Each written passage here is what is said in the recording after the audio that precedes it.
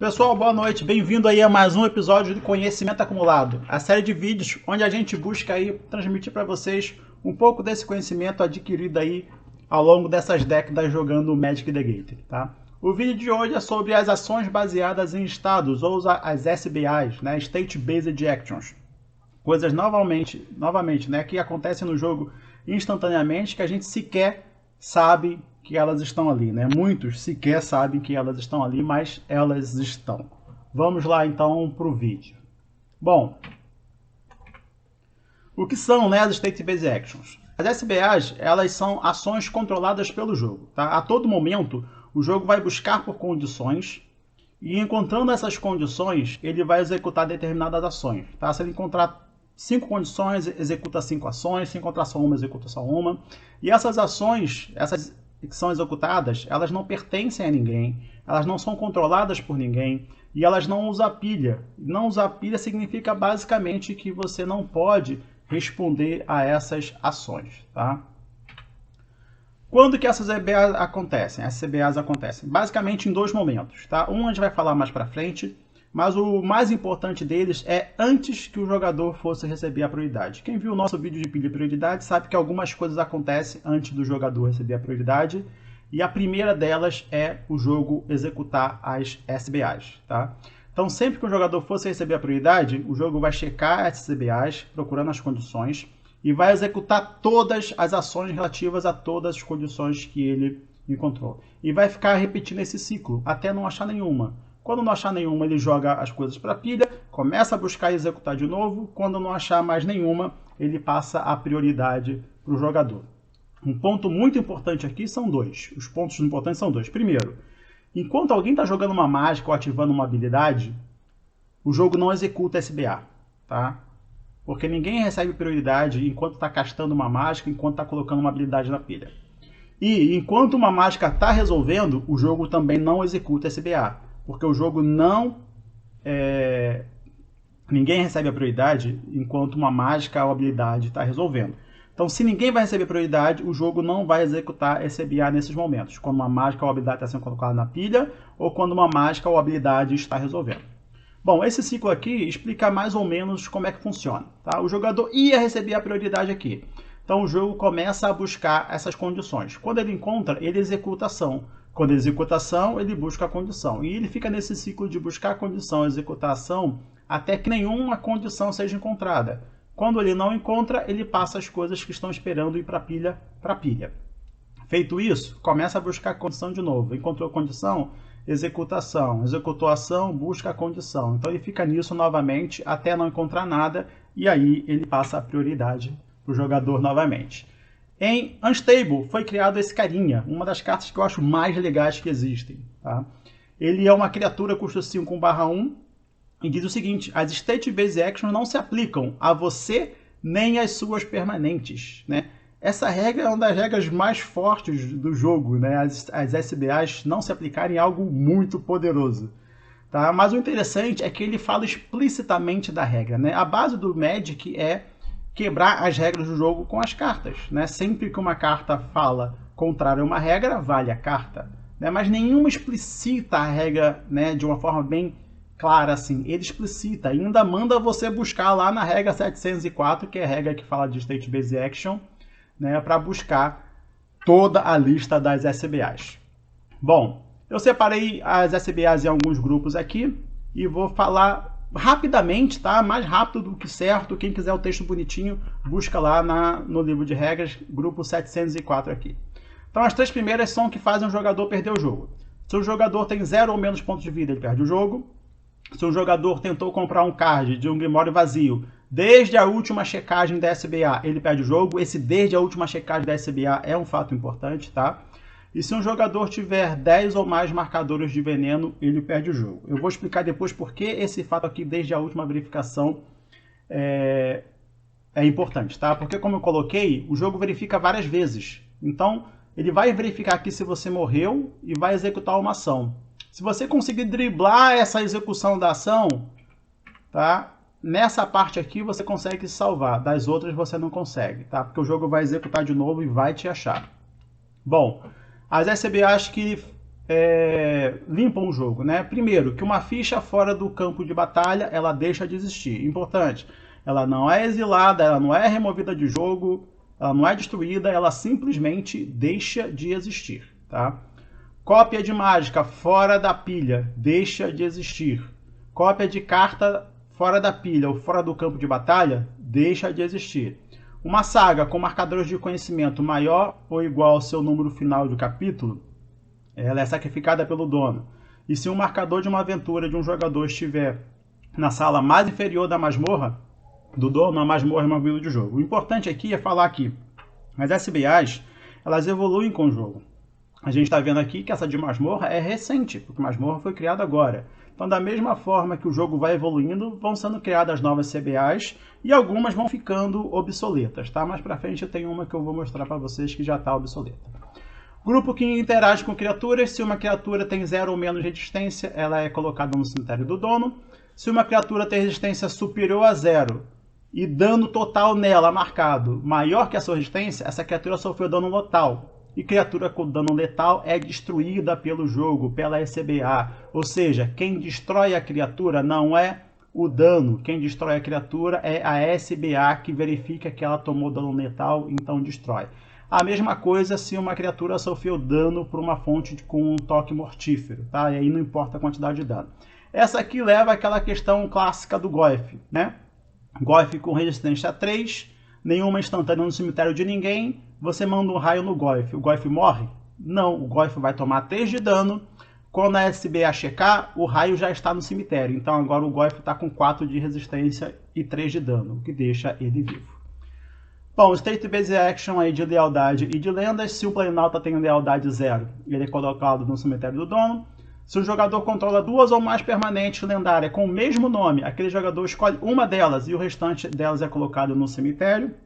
Essa é a regra de lendas. A regra de lendas já mudou dezenas de vezes, várias vezes, tá? No passado, quando você tinha uma lenda em jogo e fazia outra com o mesmo nome, as duas iam para o ralo.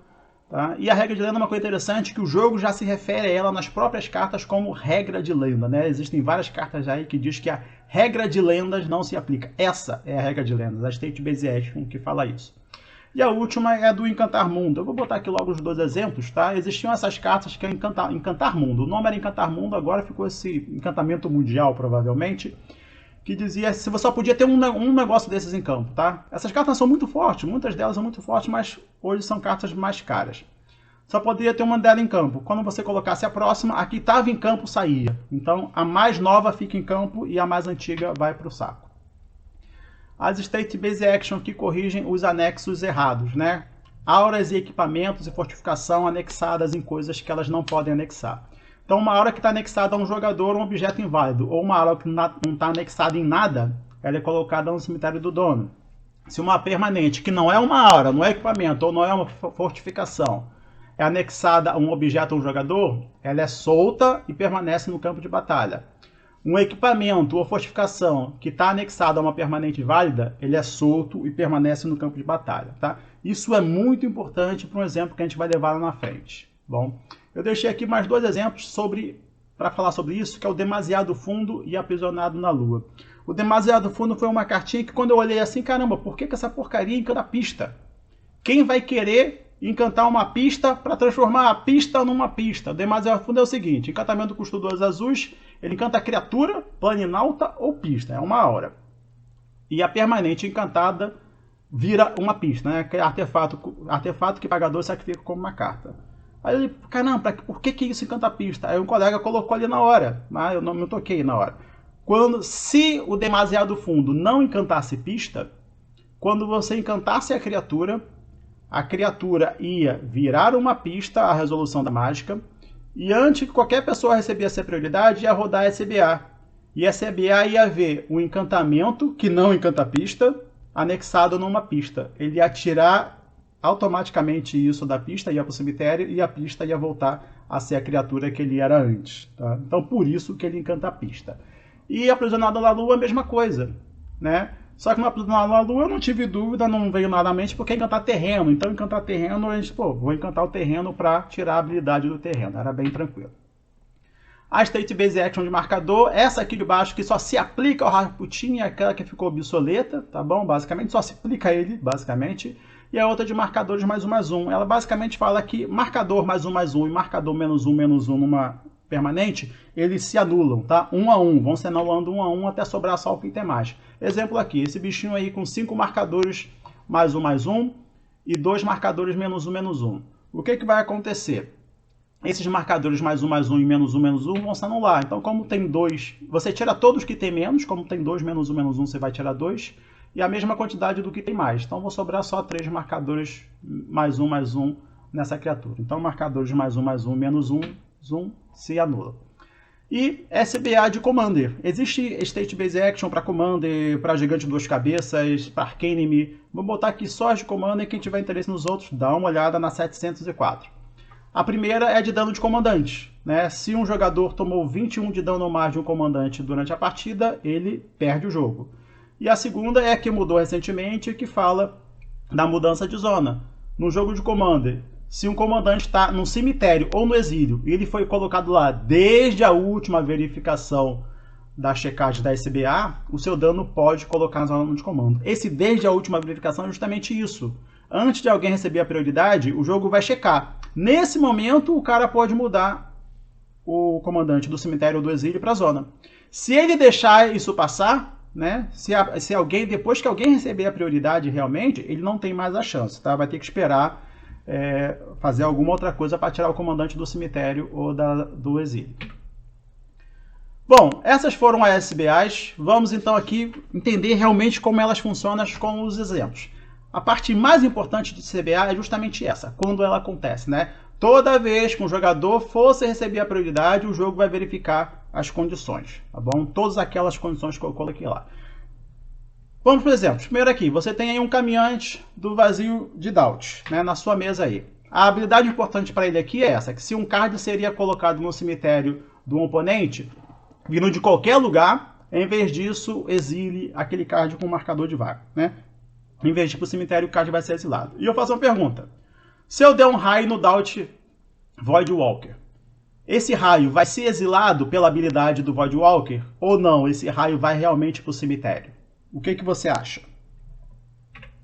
O raio vai ser exilado. Por quê? Porque quem mata o bicho é SBA, não é o raio. Então o raio vai dar 3 de dano no Voidwalker, tá? E como parte da resolução do raio, ele vai ser colocado no cemitério. Só que o Voidwalker não morreu. Você tem uma criatura com 2 de resistência e 3 de dano em jogo. Tá? Porque a mágica está resolvendo. A SBA não checa enquanto a mágica está resolvendo. Então o raio é colocado no cemitério e aplica a substituição do Voidwalker, que exila ele com o marcador de... O marcador aí que eu esqueci agora qual é. Tá? Vamos lá, só para checar aqui. Exila com o marcador de vácuo. Então o raio é exilado com o marcador de vácuo. Depois que o raio resolve, antes que alguém fosse receber a prioridade novamente, aí a SBA checa e acha o Voidwalker uma criatura com resistência 2 e 3 de dano. Então ele é destruído depois de ter exilado o raio. Se fosse uma fera interior, um bicho Wifin, o bicho Wifin diz o seguinte: ele destrói a permanente alvo. Seu controlador cria uma ficha de criatura besta 3/3. Esse é o efeito, tá? A bicho Wifin ele não seria exilado. Por quê? Porque como parte da resolução do bicho Wifin, ele destrói o Voidwalker. Então você casta o Wifin, ele destrói o Voidwalker. O jogador controlador ganha um token 3/3 e depois o fera interior vai para o cemitério. Quando a fera interior vai para o cemitério, o Voidwalker já foi para o cemitério. Ele já está lá no cemitério, porque como parte da resolução, o Voidwalker é destruído. Bom, então ele não exila a fera interior. Isso é muito bom. Mesmo caso, tá? Barreira de raízes aí. Barreira de raízes é essa criatura barreira, é uma criatura com defensor, com a seguinte habilidade. Você coloca o marcador -0/-1 nela e ela te dá uma mana verde, tá? Isso é uma habilidade de mana. Bom. Então você tem aí com 4 marcadores -0/-1, então ela está 0/1. A pergunta é a seguinte: eu tenho um Buffing Pod aí, eu posso gerar mana com a barreira de raízes e usar a própria barreira de raízes para sacrificar ela para o Buffing Pod, né, para usar a habilidade do Buffing Pod? A resposta é sim.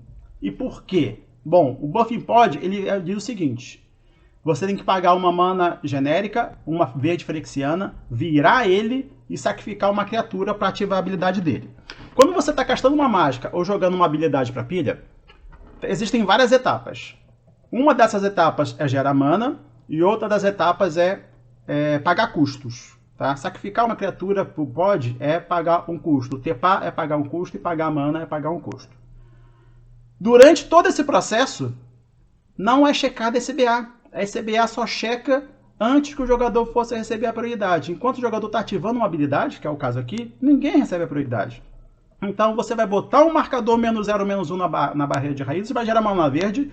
Nesse momento, você tem um bicho 0/0 na mesa.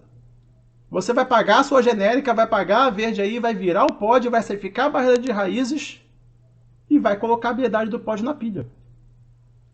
Né? Vai colocar a habilidade do pod na pilha. Antes de alguém fosse receber a prioridade, vai checar a SBA. Quando a SBA checar, a barreira de raízes não está mais no jogo. Tá? Você já sacrificou ela. Então você pode fazer isso. Tá? O bicho vai ficar 0/0 e você sacrifica ele, porque a SBA não checa durante a ativação da habilidade ou o casting da mágica. A mesma coisa se você fosse usar uma coisa de altar. Você paga a verde para pagar a mana genérica dela ali, paga mais uma preta e sacrifica a própria barreira de raízes. Ou uma evolução arcana. Você gera uma verde com a barreira de raízes e não interessa a feitiço, é instantâneo, você está castando uma mágica. Tá? Você vai gerar a verde aí e sacrificar a própria barreira de raízes para a evolução arcana. Quando as SBA checam, elas procuram todas as condições que existem no jogo. Tá? Todas aquelas condições de SBA. Se ela achar 10, ela vai executar 10. Se ela achar 5, ela vai executar 5. Portanto, ela procura todas e executa todas. Bom, então, a situação aqui é a seguinte. Você tem dois goblins aí.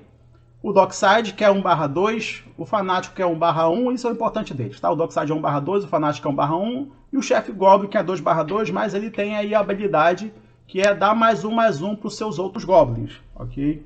Então, o importante é, na mesa, você tem aí uma criatura 2/3, que é o Dockside, uma criatura 2/2, que é o chefe, e uma criatura 2/2, que é o fanático, sendo que essa aqui está dando +1/+1 para os outros. A questão é, você vai fazer um Tox Deluge. Para 2 ou para 3? Quanto que você precisa para tirar as 3 criaturas? 2 é suficiente? Ou não, eu preciso fazer para 3 porque o Dockside está 2/3? A resposta é que 2 é suficiente. Né? O Tox Deluge, para quem não lembra aí, é um feitiço aí que, como custo adicional, você tem que pagar X de vida. Todas as criaturas ganham -X até o final do turno. Então, o que vai acontecer? Você vai pagar 2 de vida, vai dar -2/-2 para todas as criaturas. Ok? Tox Deluge resolveu. Tá? Quando a SBA for secar, ela vai achar o Dockside 0/1, ela vai achar o chefe 0/0 e ela vai achar o Mog Fanático 0/0. Então ela achou duas condições, duas criaturas com 0 de resistência. Então ela vai executar essas duas ao mesmo tempo. Então as duas criaturas 0/0 são colocadas no cemitério. Agora tem que lembrar, sempre que ela executa uma ação, ela busca a condição novamente. Então ela acabou de colocar os dois goblins no cemitério, ela vai buscar a condição de novo. Quando ela buscar, ela vai achar agora o Dockside que está 0/0. Então ela vai executar de novo, porque ele perdeu +1/+1. O Goblin chefe já não está mais na mesa. Então agora o Dockside está 0/0, então ela achou o 0/0 e coloca aí no cemitério. Então x igual a 2 é suficiente para você tirar todas as 3 criaturas, mesmo o Dockside sendo /3.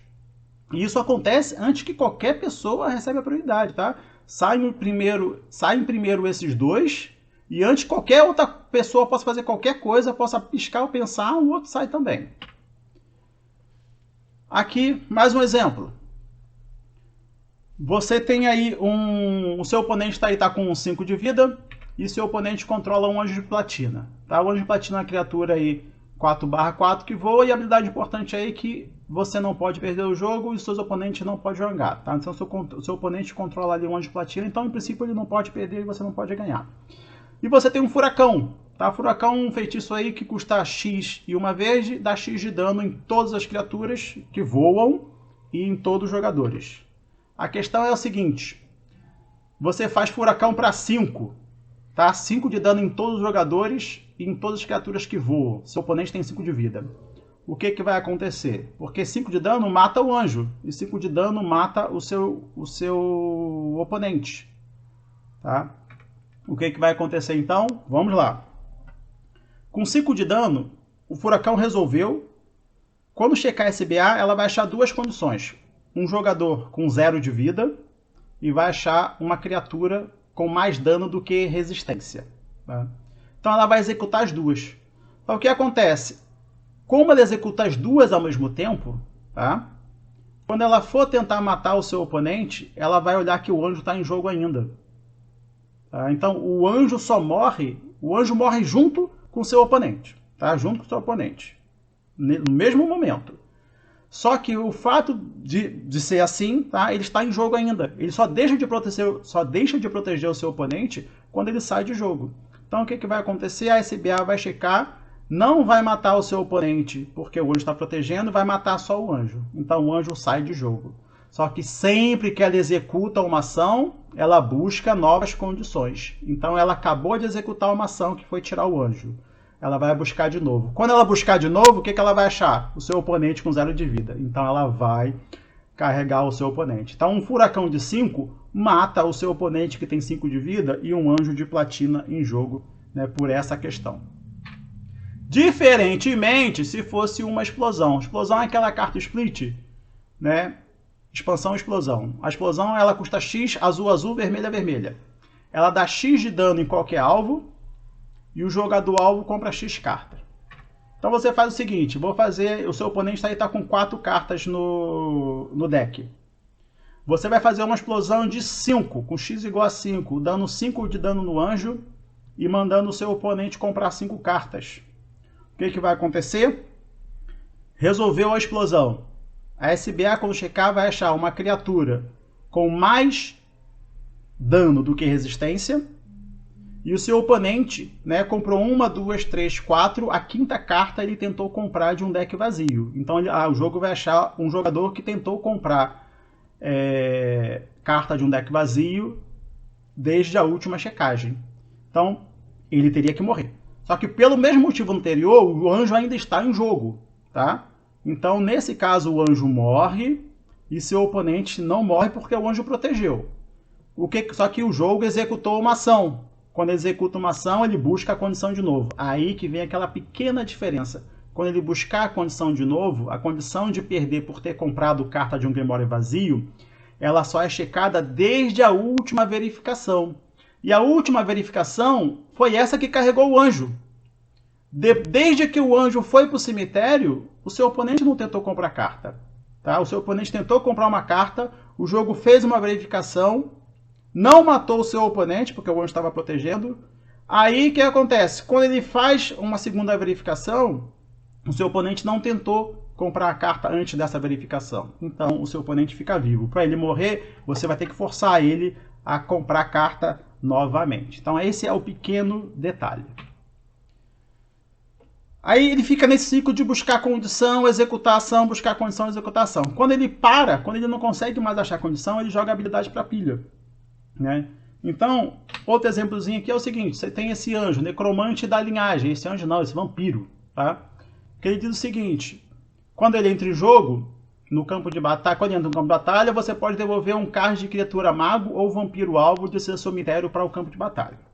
Então, além desse bicho aí, tem em jogo aí uma Eleshinor. A habilidade da Eleshinor é importante aqui, que ela dá -2/-2 para a criatura. Então, seu oponente tem a Eleshinor, dando -2/-2 para os seus bichos. E você tem o necromante aí. A pergunta é, você pode fazer o necromante e buscar o próprio necromante do cemitério? A resposta é sim. Tá? Porque você faz o necromante. Tá? Castou o necromante. Quando ele entra em jogo, acontece o evento do trigger dele. O trigger não vai para a pilha, só acontece o evento que ele entrar em jogo. Esse trigger vai esperar. A SBA vai checar. Quando ela checar, ela vai achar um bicho 1/0 em jogo, que é o necromante. Então ela automaticamente passa isso para o grave. Ela passa o necromante para o grave. Ela busca de novo e não acha nada. Quando ela não acha nada, ela joga os triggers para a pilha. Então o trigger do necromante que estava esperando é colocado na pilha. Tá? Quando coloca o trigger na pilha, o jogo busca de novo, não vai achar nada, aí os jogadores recebem a prioridade. Depois, quando receber a prioridade, você vai receber a prioridade e vai resolver o trigger do Sinecromante. Ele vai entrar em jogo.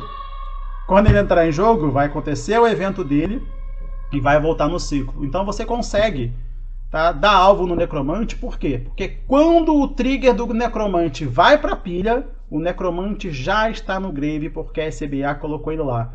A SBA acontece antes do trigger ir para a pilha. Esse que é o ponto. Então, na ordem aí, antes do jogador receber a prioridade, as SBAs checam, os triggers vão para a pilha, a SBA checa de novo, o jogador recebe a prioridade. Tá? Então, por isso que você consegue puxar o Necromante com ele mesmo. Tá? Você poderia entrar num loop aí se quisesse. Blood Moon. Essa aqui eu coloquei porque aconteceu esse caso recentemente. Blood Moon na mesa, você faz aí uma Saga de Urza, né? A Saga de Urza tem aqui, a Saga de Urza é um terreno, né, que tem várias habilidades aí de saga, tá? E a Blood Moon transforma todos os terrenos não básicos em montanhas. A pergunta é, você consegue gerar mana com a Saga de Urza? Blood Moon na mesa, você faz uma Saga de Urza, você consegue gerar mana? A resposta é não, tá? Por quê? Vários motivos. Primeiro, para gerar mana, você precisa ter prioridade, tá? Gerar mana é uma ação que não usa a pilha, tá? Mas você só pode fazer ela em determinados momentos. Um deles é quando você tem a prioridade e os outros você não precisa prioridade, mas não é nesse momento aqui agora. Existem momentos onde você consegue gerar mana sem ter a prioridade, mas esse momento aqui não é nenhum deles, tá? Então o que acontece? Você faz a saga de Urza, ela entra em jogo como uma montanha, bom? A SBA diz que uma saga com o número de marcadores de conhecimento maior ou igual ao seu capítulo final é colocada no cemitério, tá? Simples assim. Quando a saga de Urza entra em jogo, quantos marcadores ela tem? Nenhum, ela tem 0. Só que o que acontece? Porque ela também não tem habilidade. E tem uma regra de saga que diz o seguinte: se uma saga de alguma forma esse de alguma forma é excelente. Se alguma saga, por algum motivo maluco, não tem habilidades de capítulo, seu número de capítulo final é 0. Então a Blood Moon, ela remove as habilidades. E os capítulos também são habilidades. Eu lembro que no dia que aconteceu isso, eu esqueci que os capítulos também são habilidades. Eu ignorei totalmente isso. Só lembrei das habilidades desse texto longo. Mas o capítulo da saga é uma habilidade. Então a Blood Moon tira os capítulos da saga. Por tirar ele fica 0. E ela entra em jogo com 0 marcadores. O capítulo final dela é 0. Então checa a SBA. A SBA checa antes do jogador receber a prioridade. Então o cara não vai ter tempo de ativar a habilidade de mana, né? Porque é uma habilidade ativada. Você precisa de prioridade para ativar a habilidade. Tá? Os outros momentos que eu falei. Existem momentos onde você pode gerar mana sem ter a prioridade. Mas esse não é nenhum deles, tá bom? O mesmo motivo é o Sakura, né? É Destinor na mesa do oponente, você faz um Sakura, você não consegue sacrificar e buscar o terreno, porque para sacrificar e buscar o terreno, você precisa da prioridade. Antes de receber a prioridade, as SBAs checam. O segundo momento, e muito importante, onde a SBA checa, é na etapa de limpeza. Geralmente, na etapa de limpeza, ninguém recebe prioridade, tá? Ninguém pode fazer nada. A etapa de limpeza acontece e passa por turno do oponente. Mas existe uma exceção.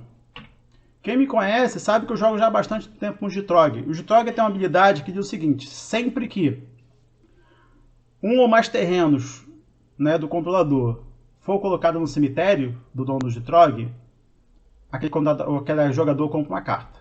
Tá? Então, basicamente, um terreno foi para o cemitério, você compra uma carta. Então, o que é uma jogada comum no Gitrog é? Tá? Você passa o jogo com mais do que 7 cartas na mão. Na etapa de limpeza, você é obrigado a descartar até ficar com 7. E você descarta. Se esse descarte for um terreno, vai gerar um trigger. E o que acontece quando acontece trigger na etapa de limpeza? O jogo resolve o trigger, passa a prioridade para os jogadores e gera uma nova etapa de limpeza. Né? Então você compra uma carta e se descartar vai ficar com 8 de novo, e se descartar de novo vai comprar. Então fica nessa bagunça aí, então ele consegue até ganhar o jogo aí nessa brincadeira. Acontece que não é só trigger. O jogo não pega só trigger, o jogo pega também SBA. Neste momento, o jogo verifica se existem quaisquer ações baseadas no estado que precisam ser realizadas e ou verifica se existem habilidades desencadeadas aguardando para serem colocadas na pilha. Se existirem, as ações baseadas no estado são executadas, as habilidades encadeadas são colocadas na pilha e o jogador ativo recebe a prioridade. Tá? Então isso vai acontecer na etapa de limpeza. Então agora eu tenho aqui uma historinha muito legal. Seu oponente fez um Felidar. Seu oponente está lá com 90 de vida. Fez um Felidar. Tá? Tá lá na mesa dele. Você tá tranquilo, porque na sua mão tem uma cólera de Deus. Então você fala, pô, fez o Felidar? Sem problema. No meu turno eu faço uma cólera, tiro o Felidar da mesa. Ok? Então, cólera lá aí pra você. Na sua manutenção, o seu oponente manda um silence em você. Você, que merda. Já era, perdi, tomei o silence, não vou poder mandar a cólera. Aí você vai comprar. Você compra um terror. Grandes porcaria. Tomei um silence, não podia mandar a cólera, não posso mandar o terror do mesmo jeito. Né? Porque o silence dura até o final do turno. Tá? Não vou conseguir matar o Felidar, nem com terror, antes dele trigar. Na sua mesa, além de mana, essas coisas todas, aí você tem isso aí, tá? Um copo contrabandista, um caminhante do vazio aí e uma pinça craniana. O importante não são essas cartas. O importante é que você tem um veículo, uma criatura para equipar o veículo, um equipamento para equipar o veículo transformado em criatura. Bom, o que você vai fazer? Você vai transformar o seu cóptero em criatura e vai equipar a pinça nele. Tá? Por que vai acontecer? Com o cóptero transformado em criatura, ele é um bicho e esse bicho está equipado. Tá? Todos os efeitos do tipo do Silence, tá? Volta aqui no Silence aqui, que fala assim, ó, o seu oponente não pode jogar mágica este turno. Todos os efeitos do tipo do Silence, este turno, ou da habilidade, né, de tripular aqui até o final do turno, eles acabam, eles cessam num determinado momento, ainda naquele turno. E esse momento é justamente ali na etapa de limpeza. Né? Vai acabar, vai entrar na etapa de limpeza e ninguém vai poder fazer mais nada. A menos que aconteça uma SBA ou um trigger ali. Tá? Então o que acontece? Você equipou o seu cóptero? Fala vai. Quando você fala vai, o jogo vai entrar na etapa de limpeza e vai verificar ali que o cóptero não é mais uma criatura, porque deixou de ser criatura no mesmo momento em que o Silence, né, em que o Silence desligou. Tá? O Silence está desligado e o cóptero não é mais uma criatura. Então o jogo vai tirar, vai executar a sua ação, que é tirar um equipamento que está anexado numa coisa ilegal. Está anexado em algo que não é uma criatura. Aí ele vai buscar os triggers para a pilha e depois vai passar a prioridade para o jogador ativo, que no caso é você. O que você faz nesse momento? Terror no Felidar e segue feliz, tá? Menos que seu oponente, obviamente, anule o seu terror e você perca do mesmo jeito. Mas o importante é, saber isso é importante. Saber isso é legal, saber isso eleva o nível do seu jogo. Bom? Tá? Então, aqui, ó, nesse momento, o jogo verifica se existe qualquer ações baseadas no estado que precisam ser realizadas. Se existirem, as ações baseadas no estado são executadas e então o jogador ativo recebe a prioridade. Regra 15.14.3a, que é a exceção aí da etapa de limpeza.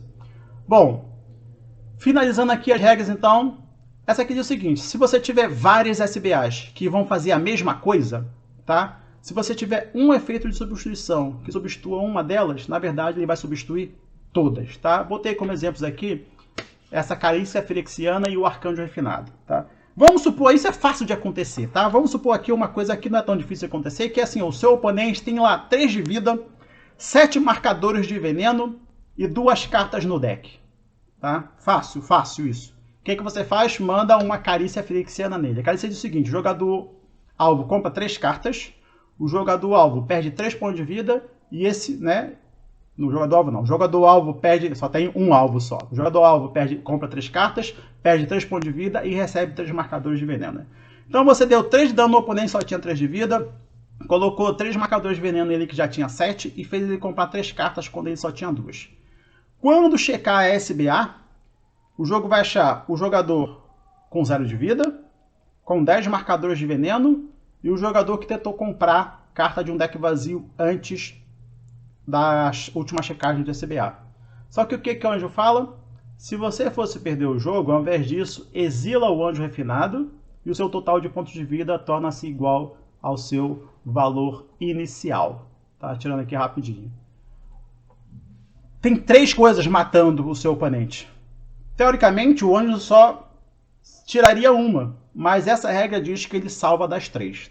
São 3 SBAs que vão fazer a mesma coisa, fazer o jogador perder. Então, se o anjo vai substituir uma, então, na verdade, ele vai substituir as 3 de uma vez. Tá? É isso que essa regra quer dizer, basicamente. E a outra é basicamente para essa situação também de marcador, quando um bicho com marcador +1/+1 e -1/-1 vai trigar aí o imortal, aquele outra habilidade que eu esqueci agora, do Kit King, que é com marcador -1, persistir, né? Com persistir. O que ela diz? O texto é horrível, tá? O texto é horrível. Mas vamos lá pro exemplo logo, que o texto, depois de você ler um texto com calminha, mas vou pro exemplo que é mais fácil de explicar. Você tem o Geist, que é esse bicho aí que é custo 2 verde, 2/1, com ímpeto, e tem Imortal. Né? Imortal é que a habilidade que se o bicho for... Quando o bicho morre, se ele não tem marcador +1/+1, ele volta para o jogo com o marcador +1/+1. E o Zenith do Sol Negro, custo 2 e X, você coloca X marcadores -1/-1 em todas as criaturas e embaralha o Zenith aí no deck de volta. Então o que acontece? A situação é a seguinte, você tem o Geist com o marcador +1/+1 e você faz um Zenith com X igual a 2, colocando 2 marcadores -1/-1 no Geist. O Geist vai morrer, tá? Quando você embaralha o Zenith no deck, vai checar a SBA vai achar 2 condições. Primeira coisa, é um bicho com resistência 0, que o Geist está 0. E vai achar uma permanente com marcador +1/+1 e marcador -1/-1 nela. Então ela tem que fazer aquele equilíbrio de anular os marcadores. Se tivesse uma ordem de execução das SBAs, seria tranquilo. Né? Você vai falar, primeiro tira os marcadores, depois o bicho morre. Isso trigaria o imortal, porque o +1/+1 seria anulado com -1/-1. Então, quando o bicho morresse, ele não teria o marcador +1/+1. Ou, não, primeiro o bicho morre e depois tira os marcadores. Né? Então, isso não trigaria, obviamente, o imortal dele. Mas o que acontece é que tudo acontece ao mesmo tempo. Eu não tiro os marcadores primeiro e depois mato o bicho. Eu nem mato o bicho e depois tiro os marcadores primeiro. Tudo acontece ao mesmo tempo. O bicho morre e os marcadores desaparecem ao mesmo tempo. Para resolver essa situação especificamente, o jogo fala que quando isso acontece, você olha para a carta antes das SBAs serem resolvidas. Ou seja, você vai olhar para o Geist antes dele perder o marcador, com ele ainda em jogo. Tá? Antes dele morrer, antes dele perder o marcador. Antes de morrer, antes de ele perder os marcadores, ele tem o marcador +1/+1. Então, basicamente, a SBA diz que o imortal não triga. Então, nesse caso, o Geist simplesmente vai para o cemitério e fica lá, porque ele tinha o marcador +1/+1. Tá? 2 situações gerais aqui. A primeira é token. Né? A gente falou lá que tem uma SBA que diz que token fora da zona de combate, do campo de batalha, fora do campo de batalha, deixa de existir. Eu dou um blink, então, no token. Todo mundo sabe, pô, o token desapareceu. Mas como que o token desaparece? Né? A pergunta é, o token vai voltar com blink? Essa é a questão, o token volta com blink? Vamos falar que todo mundo sabe que não volta. A gente sabe que não volta. Mas aí vem um problema, porque a SBA não checa durante a resolução da mágica. E a piscadela, ela faz o seguinte, você exila a criatura-alvo que você controla, depois devolve ao campo de batalha sob o controle do seu dono. A SBA não checa durante a resolução da mágica. Então não dá tempo da SBA checar em o token sair de jogo e voltar para o jogo. Né? Então o Blink vai lá, exila a criatura. O próprio Blink deveria trazê-la de volta, só que ele não traz. O que não traz? Né? Não é a SBA que trava o token lá fora. O que trava o token lá fora é uma regra, que diz que uma ficha que saiu do campo de batalha não pode se mover para outra zona, ela não pode ir para outro lugar qualquer, e nem pode voltar para o campo de batalha. Então uma ficha que sai do campo de batalha, ela fica presa para onde quer que ela tenha ido. Tá? Então por isso que o Blink não tira ela de volta. Tá? Não traz ela de volta para o jogo. Aí, depois que o Blink resolve, a SBA checa. Aí a SBA vai achar o token aonde? Lá no exílio. aí o token vai lá do exílio, ele deixa de existir. Então, o que não deixa o token voltar não é a SBA. O que não deixa o token voltar é a regra. A SBA só faz com que ele deixe de existir depois de ficar preso no exílio. Tá? E por último aí, mas não mais importante, transformar a escória. Transformar a escória é essa cartinha que diz o seguinte: ela causa 5 de dano na criatura alvo e destrói todos os equipamentos anexados àquela criatura.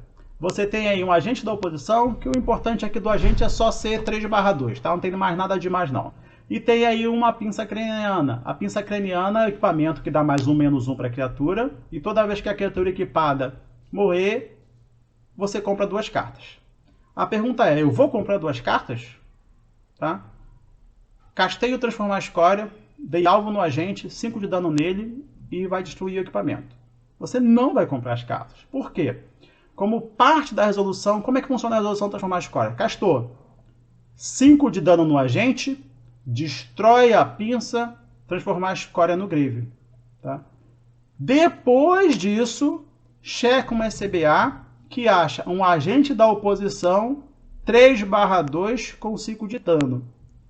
Sem equipamento nenhum dele, porque o equipamento já foi para o grave. Então, quando o agente morre, a pinça já está no cemitério, então você não triga o efeito da pinça. E outra coisa interessante é que se transformar a escória só desse 1 de dano, o agente morreria quando estava equipado, tá?